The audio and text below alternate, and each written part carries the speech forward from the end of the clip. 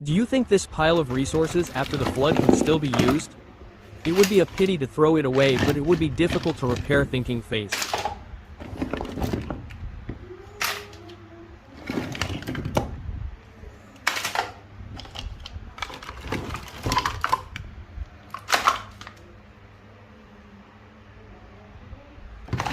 I will test each block in the next video's down finger.